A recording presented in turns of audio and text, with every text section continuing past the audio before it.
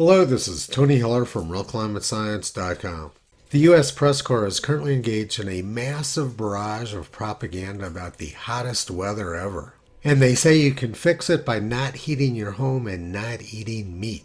But their regularly scheduled propaganda is just about to be interrupted. The Dolphins and Chiefs game on Saturday could be the coldest game in history for both teams. The Weather Channel predicted a very warm January, but now they're saying Arctic cold outbreak could smash records from Montana to the Gulf Coast.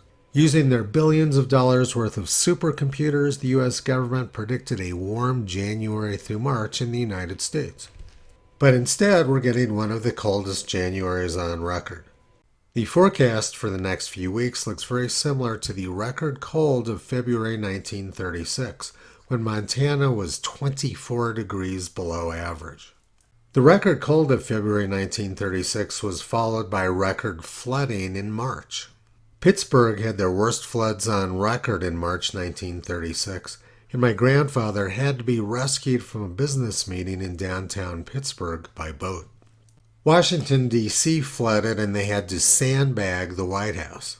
And 2 weeks after the record flooding on the East Coast, the southeastern United States was hit by 2 of the 5 deadliest tornadoes in U.S. history. This was followed a few months later by the hottest July and hottest August in U.S. history during 1936.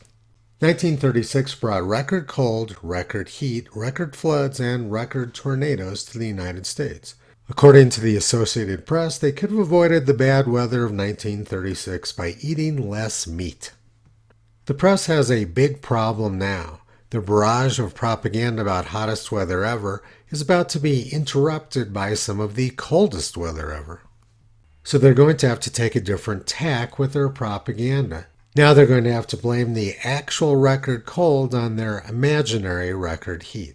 In doing this, they'll be able to claim that we can prevent cold weather by not eating meat. Climate experts have zero skill at predicting the weather a few weeks out, but they tell us they can predict it quite accurately in 100 years. Nobody has demonstrated any skill at predicting the climate, but it's very easy to predict upcoming climate propaganda. Toto has been pulling back the curtain on climate propaganda for almost 16 years. You can visit him and his family on the web at realclimatescience.com.